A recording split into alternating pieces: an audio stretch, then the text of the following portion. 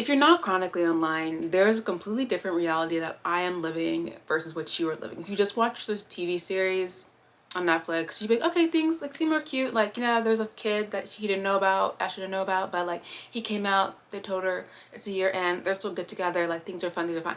That is not the full story, like at all. If you have no idea what I'm talking about, we are going to go through a deep dive of Ashley and Tyler's relationship from the very first time they went into the pods to what's going on outside of the pods, because Ashley keeps running her mouth when she should just be silent. We have not seen Tyler defend himself whatsoever, but Ashley is doing the Lord or Devil's work defending this man. And I'm like, is that not stressful for you? Is that like not, I don't know. I could not be functioning that way, but do you, boo? Whatever makes you happy, that is fine. We're going to talk about the aftermath of everything that's happened post the pods, and the truth brought to you by Tyler's alleged baby mama and the mother of his 3 kids that he says do not know what he looks like. And it's definitely not a sperm donor situation as much that he has gaslit us, and not me, maybe some of you guys, not me, but definitely Ashley. Hi, I'm Kaiso and welcome to my channel. Welcome to our recap of Ashley and Tyler from Love is Blind season 7. All right, give this video a like and subscribe, and enough about that, let's get into it. It all started so normal like it normally does.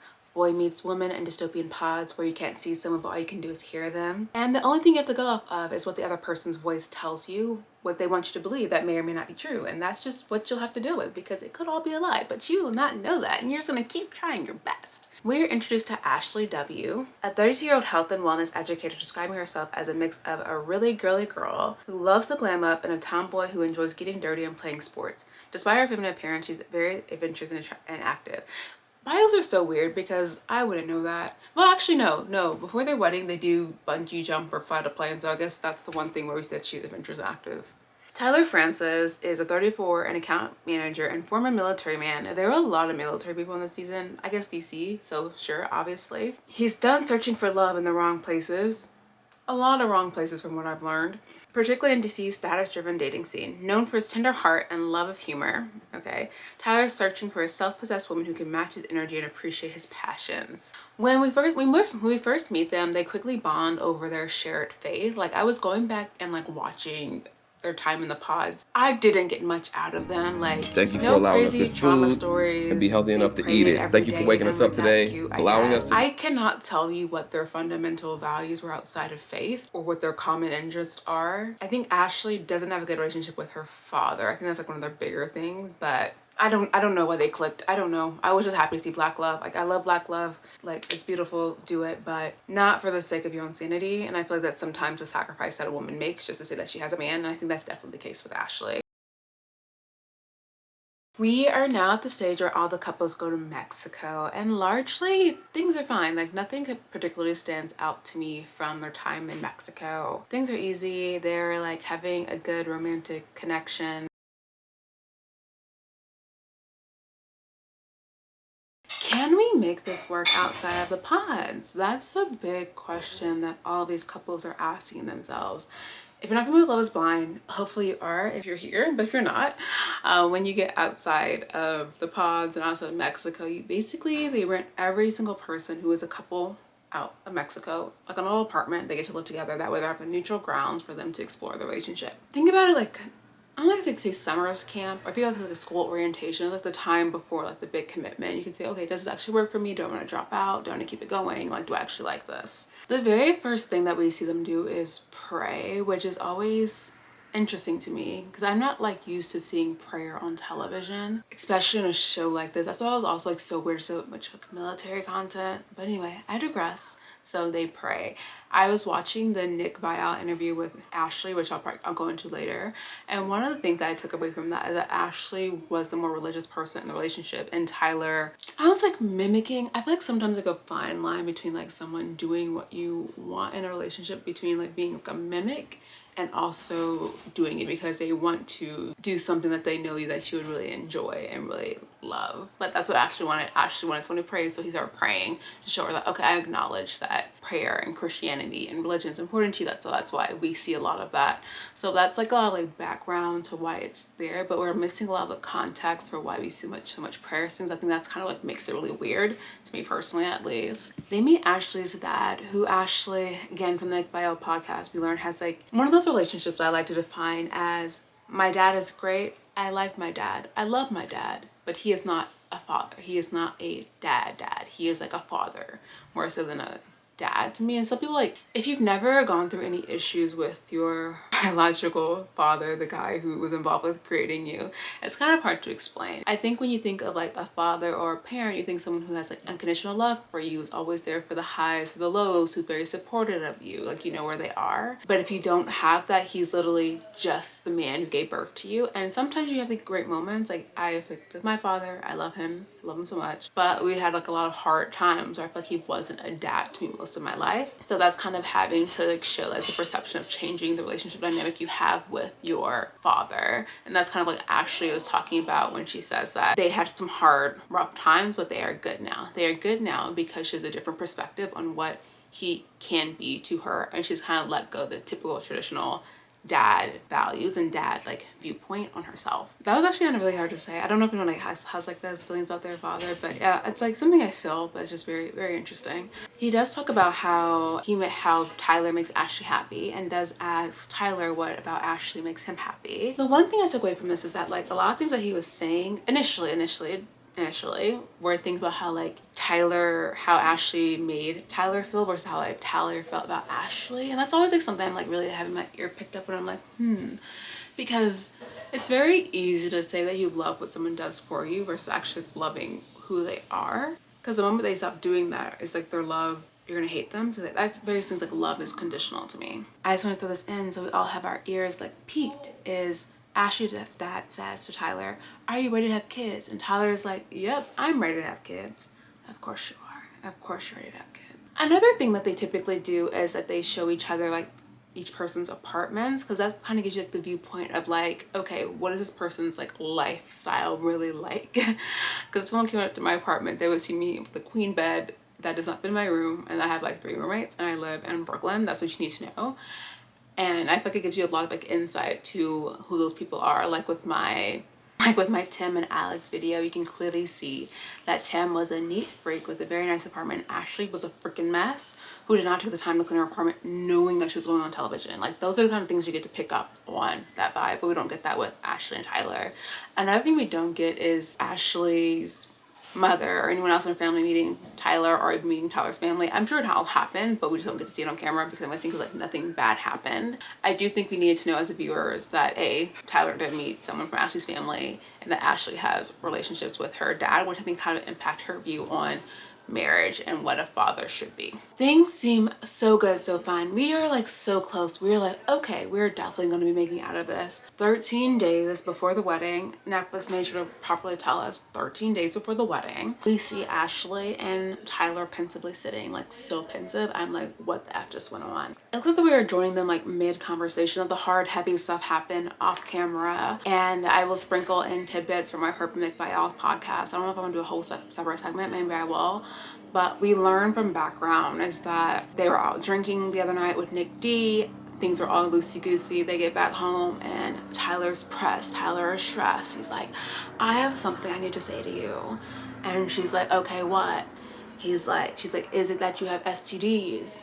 And he's like, no. And she's like, okay, great. Then what's the problem? We can make anything.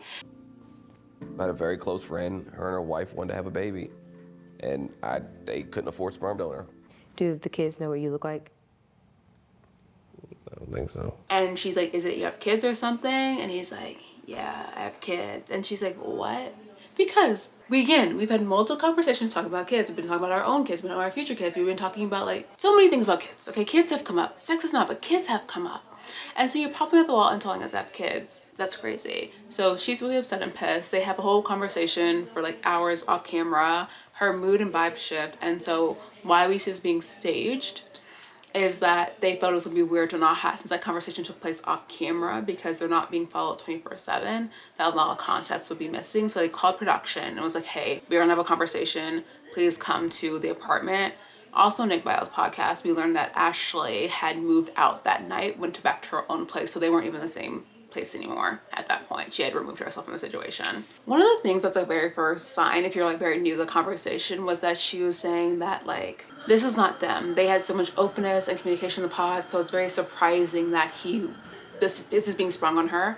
But also it's not. Like, I am so sorry. As much as love can be blind, you do not know these people. You do not know anything about them. Like, they can be lying to you bald-faced for 10 days and the other days in Mexico, and you would have no idea, because you're only getting to know what someone, even if you're dating someone for 3 months, you're still only getting to know what they show you, what they tell you, because you're not really interacting with other people in their lives. Like, that's one of the big problems with society nowadays, that there's no like social stakes to dating.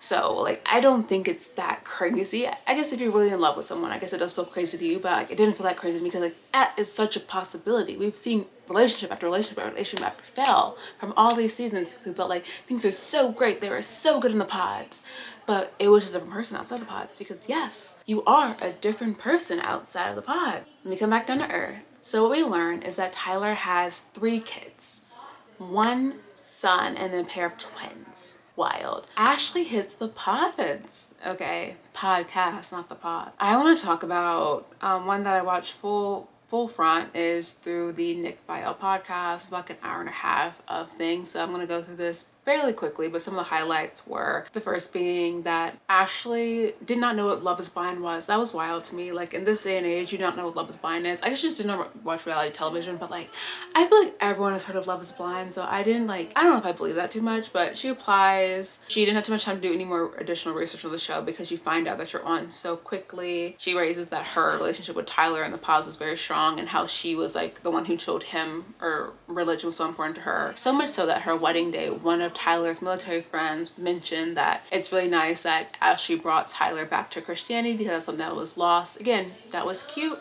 That was fine. The big stuff that we want to talk about, the kids. So that's where we learned that Ashley found out about Tyler's kids literally the night before. They had multiple conversations before that and since that, but it was a surprise to her. That's not information that she knew prior to that. She does mention that Bree, Tyler's baby mama, did reach out to her through Instagram DM and did apologize, because Bree's mother had posted on the internet, it was like, hey, Tyler is a deadbeat father, he has these kids that he birthed. And so that's kind of like where the narrative started, that Tyler was actually explicitly involved with these kids' life, and it wasn't just a sperm donor situation. I'll get more into that later. One of the things that like Ashley showed, basically Ashley is telling us the truth that she knows of, that he did donate sperm twice, once for 1 child and then once for twins, both while Bree was married to her ex-wife. The moment that Bree and her ex-wife got divorced, she was pregnant with twins, and that's when Tyler stepped in, because he donated his sperm to a family and not to a single mother. He grew up with a single mother, and that's not something that he wanted to contribute in.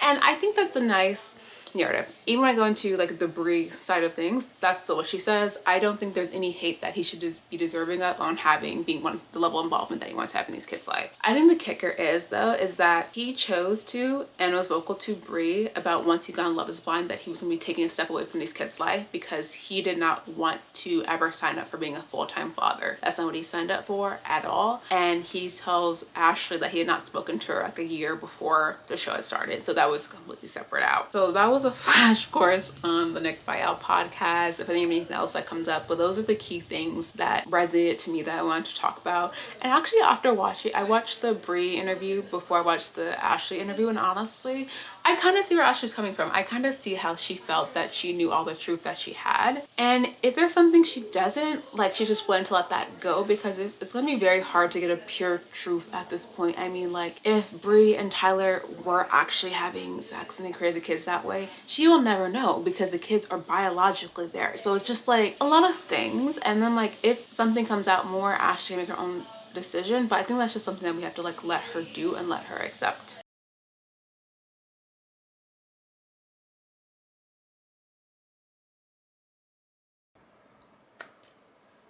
The truth. Whose truth? I do not know.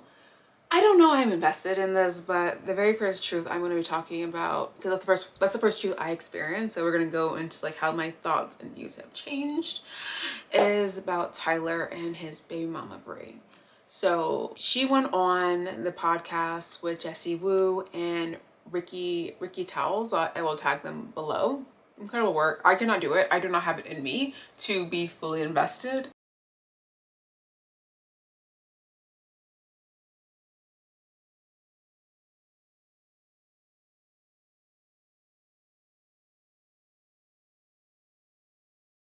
Not emotionally, not physically, not mentally, not at all, but we're doing it. So Bree is Ty's baby mama. They met when they're back in the military. Bree dates women or chooses to date women as her primary partner. She gets married and she wants to have kids. They cannot, from Bree's perspective, everything I'm gonna say is Bree's perspective. So every time I'm doing one of these recaps, I'll be telling you their perspective and then intermingling in what my perspective is on that. So like when I'm telling you that Bree tells us as a biased narrator, all these people are biased. We will never know the truth. There's no way for us to know. As a biased narrator, tells us that her and her wife could not afford to pay for a sperm donor, which often ranges from like $1,000, $2,000. You have to go register for a sperm bank, get the sperm, and do multiple cycles to get fertilized. That's how it works. So they were looking and interviewing people in their lives who would be willing to do that. Crazy behavior, but they did it, and Tyler was one of them, and that's who they ultimately chose. So they had one kid.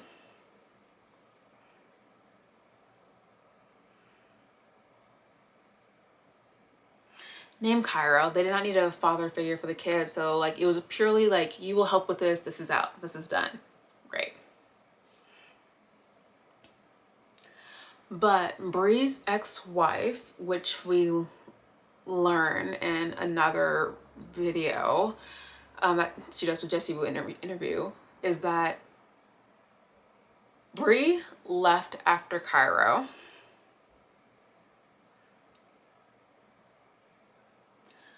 was born because she suspected that Bree and Tyler were cheating on her, especially when the twins were born.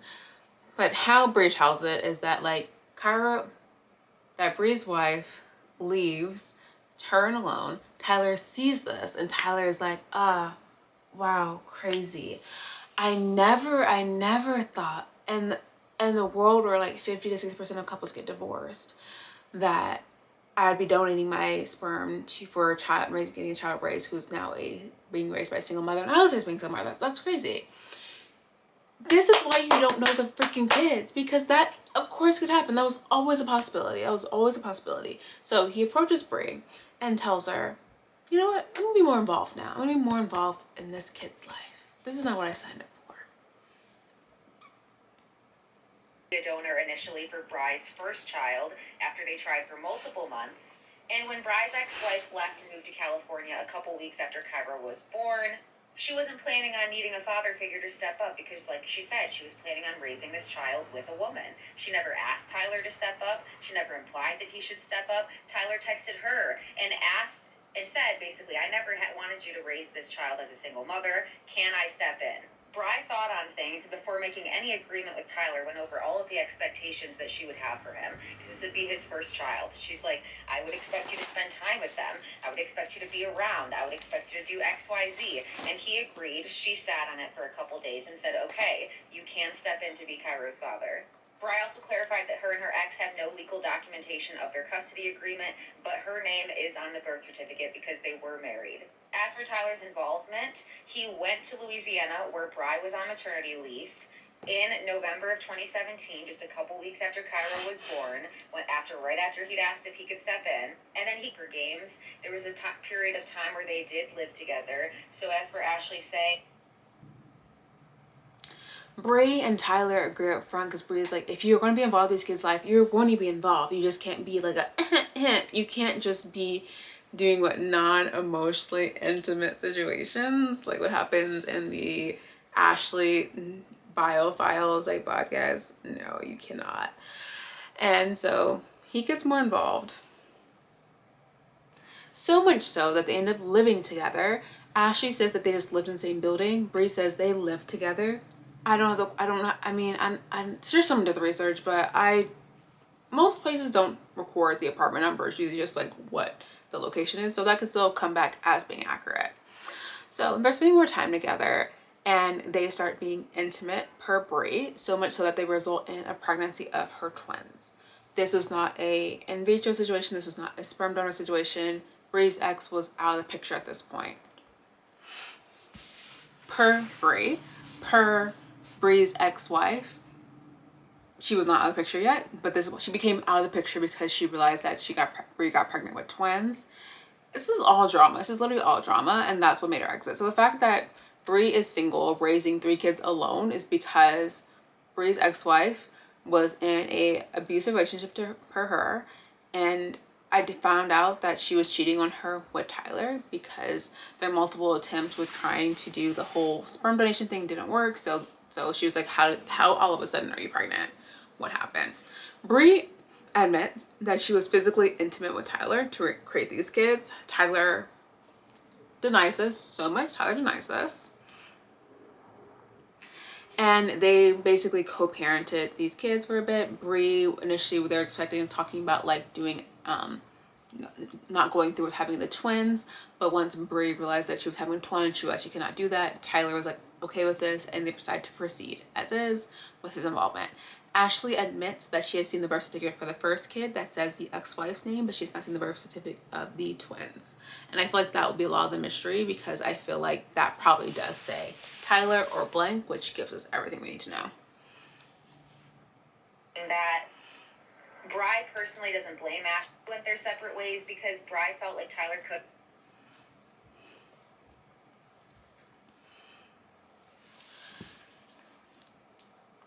When they were doing this co-parenting thing, Brie was like, okay, you need to start providing financially for these kids because you are involved with their lives. Like, you can't just be a father when you want to. And I think that's kind of like the point, is that he brought himself into the equation. You can't just tap in and tap out.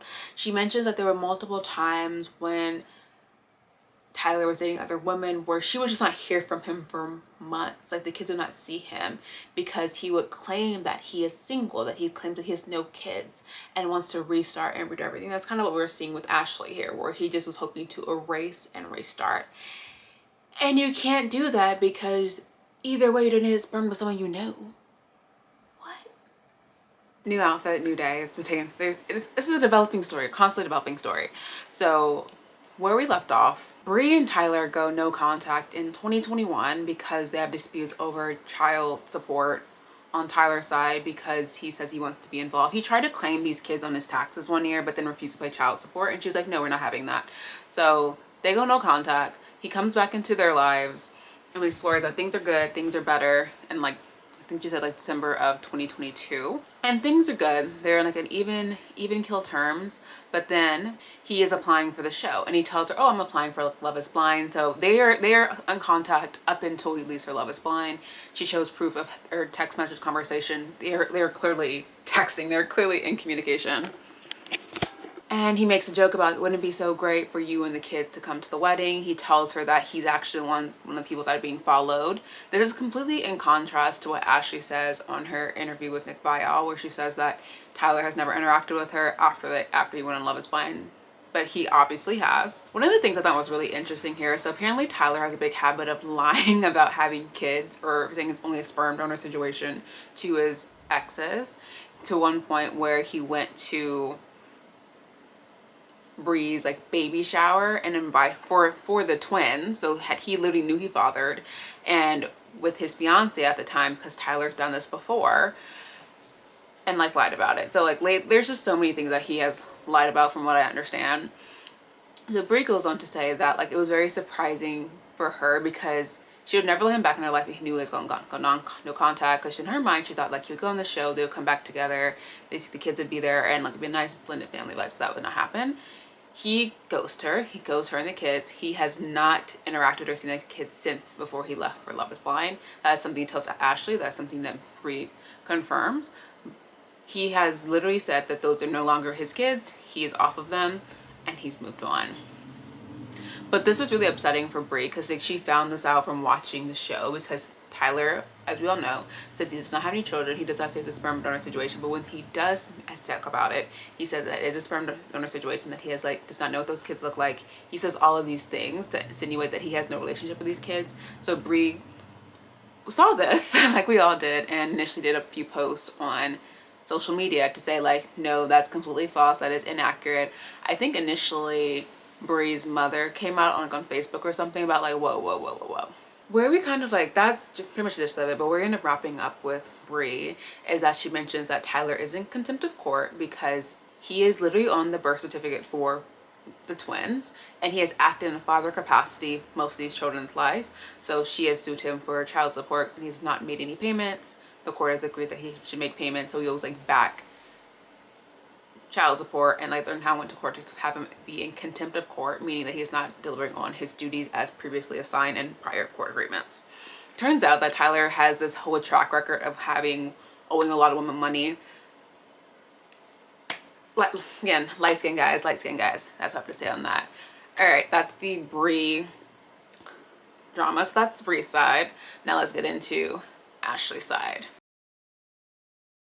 The main thing I want to talk about from the Ashley Nick buyout, as I've kind of already sprinkled through, is that when Tyler told her about the kids, she had no idea until like the night before the scene that we see.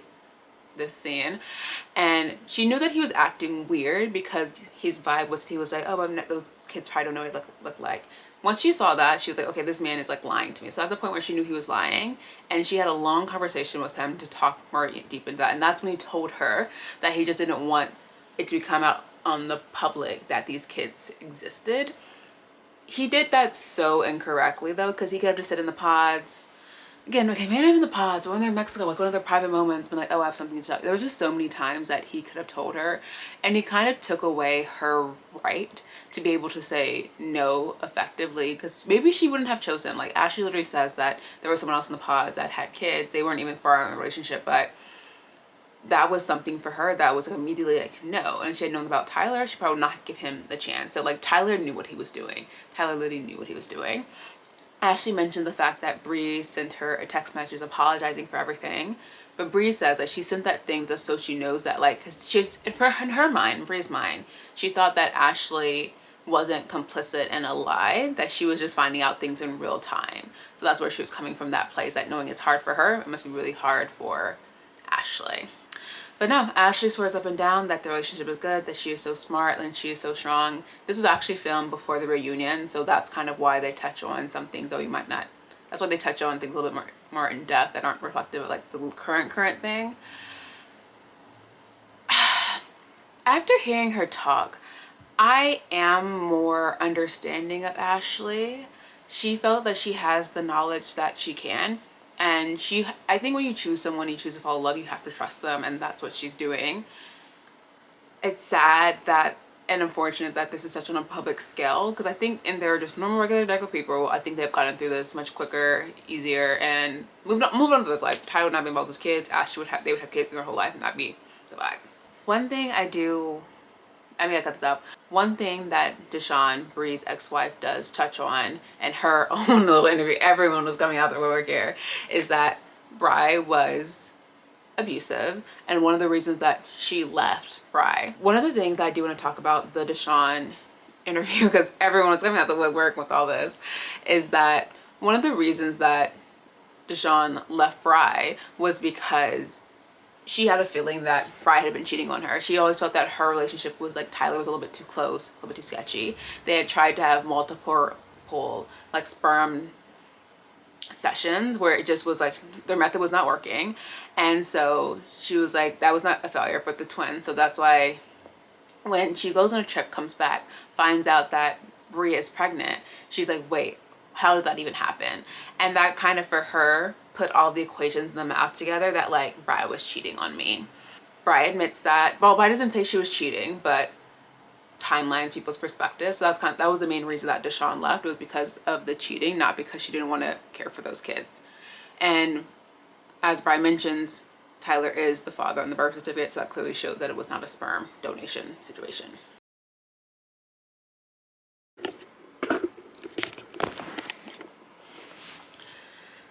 Okay, final thoughts. I think that's everything for now, guys. I'm recording this November 22nd at 9:47 p.m. Okay, this is the latest I'm aware of. Okay, this is the latest I'm aware of. Okay, the last thing I'm aware of is Tyler going on that Dear Future Wifey podcast. That's all I got.